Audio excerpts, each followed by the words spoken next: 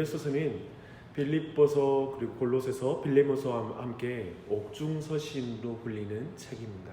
사도 바울이 로마의 감옥에서 쓴 서신들이기 때문입니다.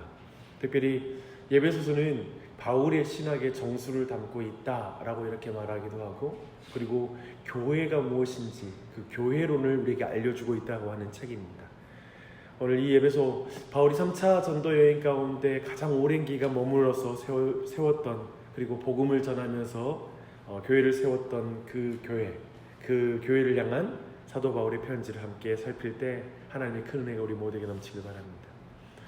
우리가 예배소서에서 우리 모두가 기억할 단어들이 있는데요, 하나님의 예정, 그리고 하나님의 경륜이라는 그런 표현입니다. 그리고 다른 말로 이것을 말하면 하나님의 영원 전에 계획하심, 그리고 그 계획을 행하심입니다. 특별히 그 영원한 하나님의 그 계획을 시행할 때, 오늘 우리 앞에 있는 화면에도 displayed in community라고 말하는데요, 그 영원한 계획을 공동체를 통해 어떻게 드러내시는가 라는 것이 이 예배소서의 중요한 내용입니다. 하나님의 영원전에 계획하신 무엇일까요? 한번 6절을 눈으로 읽으십시오. 사도가 계속해서 설명하는 부분은 유대인과 이방인이 복음으로 말미암아 그리스도 예수 안에서 함께 하나님의 기업의 상속자가 되는 것, 그것이 바로 하나님께서 가지신 그 영원한 예정입니다. 그리고 그분의 영원 전에 계획하심이라고 이해할 수 있습니다.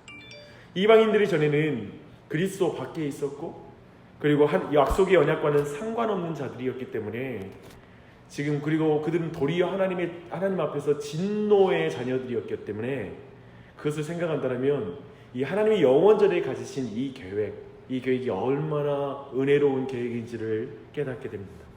그렇다면 은혜의 경륜은 무엇일까요? 그 계획을 어떻게 실행하는 것일까라는 걸 우리가 주목하면 됩니다. 하나님께서는 이 일을 사도 바울에게 먼저 알게 하셨고, 이방인들에게 복음을 전하는 직분을 주셨다라고 2절에서 말하고 있습니다. 이것이 바로 여기서 말하는 은혜의 경륜의 의미입니다. 이 그리스도의 비밀은 이전 세대에는 알려진 것이 아니었습니다. 그러나 이제 사도 바울이 이 비밀을 맡은 자로서 하나님의 은혜의 직분을 맡게 된 것이죠. 하나님이 영원전에 가지셨던 이방인과 그리고 유대인들, 그들 모두가 이제 하나님 안에서 한 상속자로 부름받는 이 계획을 그가 알고 그가 사도로서 그 일을 감당하게 됩니다. 그래서 그는 이 직분이 너무 은혜로운 것이라고 말해요. 내가 자신이 그 직분을 맡은 게 얼마나 은혜로운 직분을 맡았는지를 그가 벅차합니다. 그래서 모든 성도 중에 자신이 지극히 작은 자보다 더 작은 자이기 때문에 이 직분이 자신에게 너무나 과한 것이다, 너무나 감격스러운 것이란 걸 8절에서 말하고 있습니다.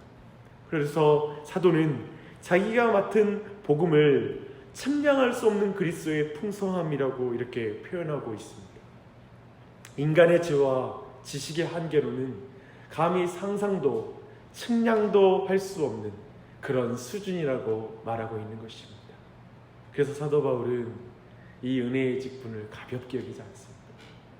이 은혜의 직분을 한 번도 소홀히 한 적이 없습니다. 그는 고난 가운데서도 성실하게 이 사역을 신실하게 감당합니다. 그래서 예배소 교인들 안에는 아마도 이걸 부끄러워하는 사람들이, 사도 바울은 왜 저렇게 고난을 당하나 라고 부끄러워하는 사람이 있었던 것으로 보입니다. 그들에게 이걸 부끄러워하지 말라고 말합니다. 자신의 고난을 통하여 이 사역을 감당하는 것을 당연한 것으로 보라고 말하는 것이죠. 이 복음이 이제 예배소와 다른 지역에 그 사도 바울의 고난 가운데서도 신실한 설교 사역과 복음 증거 사역을 통해서 이 은혜의 경륜이 이제 구체적으로 교회 가운데 나타납니다. 그리고 나서 이제 사도 바울이 다시 기도를 하고 있습니다. 이것은 은혜의 경륜을 말하던 사도가 감당할 수 없는 그 은혜의 감격으로 이제 터져나오는 그런 기도의 장면입니다. 사도는 당당히 하나님께 나아가되 은혜를 입은 이방인들과 함께 하나님 앞에 나아가기 원한다라고 말하고 있습니다.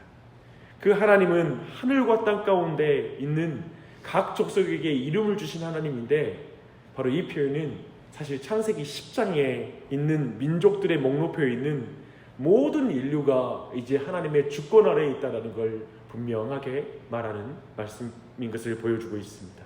근데 이때 사도 바울이 구하는 기도가 크게 세 가지예요. 이걸 주목할 필요가 있는데요. 사도가 제일 먼저 구하는 것은 능력입니다. 하나님의 능력이 성령으로 말미암아 성도들의 속사람을 강건하게 하시기를 간구하고 있습니다. 이게 오늘 우리의 기도 제목이 되어야 돼요. 그 기대는 하나님의 영광의 풍성하신 만큼 무한하신 하나님의 능력으로 강건하게 해달라는 기도, 이게 바로 교회를 위한 기도입니다. 둘째로 사도는 그리스도께서 믿음으로 성도들의 마음속에 계시기를 간구합니다. 즉 그리스도의 임재를 간구하는 것입니다. 오셔서 떠나는 것이 아니라 영원히 거하시기를 간구하고 있습니다. 하나님의 능력, 성령님을 통하셔 임하시는 하나님의 능력을 구하고 그리스도의 임재를 구하고, 마지막 세 번째로 그 믿음이 사랑으로 표현되어서 사랑 가운데 뿌리가 박히고 터가 굳어져 모든 성도들과 함께 지식에 넘치는 그리스도의 사랑을 알게 되기를 간절하게 간구합니다. 사랑은 결코 혼자 할 수 없는 것이죠. 그래서 사도는 교회 안에서 성도들이 함께 그 사랑을 드러내기를 간구하고 있습니다. 그러나 이 사랑은 그리스도의 사랑을 경험하는 정도에 비례하여 우리는 성도들에게 사랑을 드러낼 수 있을 것입니다. 그래서 사도는 지식에 넘치는 그리스도의 사랑이라고 표현하고 그 사랑의 넓이, 길이, 높이, 길을 깨닫기를 간절하게 간구하고 있습니다. 그래서 하나님의 모든 충만하신 것으로 저들을 충만하게 하시는 것, 이것이 교회를 통해서 만물을 충만하게 하시려는 하나님의 뜻이다 라고 이렇게 말씀하고 있습니다. 한번 정리해 보십시오. 그래서 하나님께서는 영원한 예정의 작정, 영원한 계획을 갖추셨습니다. 그 모든 이방인과 하나님이 택한 모든 자들, 이방인 중이든지 헬라인이든지 유대인이든지 하나님의 모든 민족들이 하나님 안에서 그분의 기업을 상속받는 자로서의 놀라운 계획이죠. 근데 그 일을 위해서 사도를 부르시고 그들을 위해서 직분자를 부르셔서 이 예수 그리스도의 복음으로 말미암는 이 하나됨을 이룰 수 있도록 복음을 증거하게 하시죠.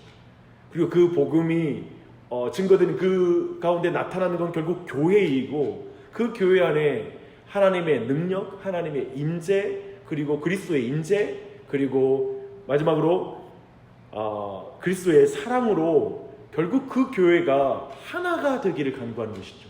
사랑을 드러내는 공동체가 되게 하여 이 세상으로 하여금 충만함의 충만을 경험하게 하는 것, 하나님의 영광을 보게 하는 것이 바로 하나님의 계획과 경륜이었다라고 지금 말하고 있습니다. 그리고 나서 마지막으로 이제 사도는 하나님께서는 그 풍성함을 따라 우리가 구하고 생각하는 것에 넘치도록 베푸실 것이라고 말하되, 사도는 마지막 성령에서 교회 안에서와 그리스도 예수 안에서 영광이 대대로 영원 무궁하기를 간구합니다. 흥미로운 것은 사도가 그리스도 안에서의 영광을만을 말하는 것이 아니라 교회 안에서의 영광을 말하는 것이 굉장히 놀라운 말입니다.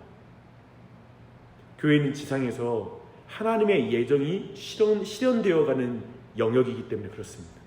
하늘과 지상에서 하나님의 다양하신 지혜를 선포할 특권을 받은 것은 교회입니다.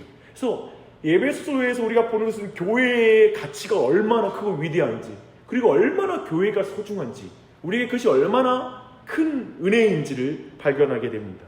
이 세상에서 그리스도의 영광을 드러내는 그리스도의 실존이 교회입니다. 그래서 교회의 영광이죠. 예수님의 몸된 교회의 영광이죠. 그저 사람들의 모임과 사람들의 친교 모임의 자리가 아닌 것이죠. 교회는 그리스도의 몸이죠. 하나님의 영광을 나타내는 것입니다. 오늘 이 말씀 통해서 우리가 배우는 것은 정말 교회가 얼마나 영광스러운지를 배우게 됩니다.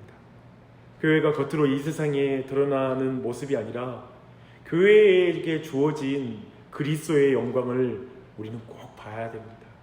사랑하는 여러분, 이 땅을 사는 내내 여러분이 교회의 영광을 보는 은혜가 있길 바랍니다. 그리고 참으로 교회를 통해 이루어지는 하나님의 영원한 계획과 은혜로운 그 경륜을 여러분이 주목하고 사도 바울처럼 그 가운데 여러분이 쓰임받는 은혜가 있길 바랍니다. 신실하게 주님의 사역을 감당하는 그런 복음으로 하나님의 기업의 상속자가 되어 그 일을 감당하는 은혜가 있기를 바랍니다. 교회를 구성하는 건 참 너무나 다양한 구성원들이 모이는 것 같습니다. 근데 복음으로 하나님의 기업의 상속자가 같이 된다는 것을 보는 건 매우 중요합니다. 그래서 그 일은 사람의 힘으로는 불가능한 것 같습니다.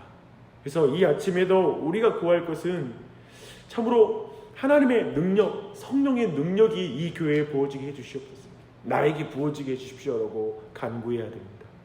그리고 그리스도의 임재로 이 한날을 살게 해주십시오. 이 한날 그리스도의 임재가 온 교회에 있게 해주십시오. 성령님의 임재가 있게 해주십시오라고 간구해야 될 것입니다. 그리고 그리스도의 사랑을 간구하십시오. 오직 그리스도의 사랑을 통하여 온 교회가 온전히 서로 사랑하고 그래서 그리스도의 몸된 교회의 영광을 드러내게 해주십시오 라고 간구하는 이 아침이 되시길 바랍니다. 그때의 교회는 세상 속에서 세상과 다른 기관으로 하나님의 그 기관으로 남는 줄 믿습니다. 그것이 교회의 영광입니다. 그 사랑, 하나 되어 그리스도의 사랑과 그리스도의 아름다움과 하나님의 영광을 드러내는 그 교회를 향한 갈망, 그런 기도가 여러분의 삶을 채우기를 간절히 축원합니다. 기도하겠습니다.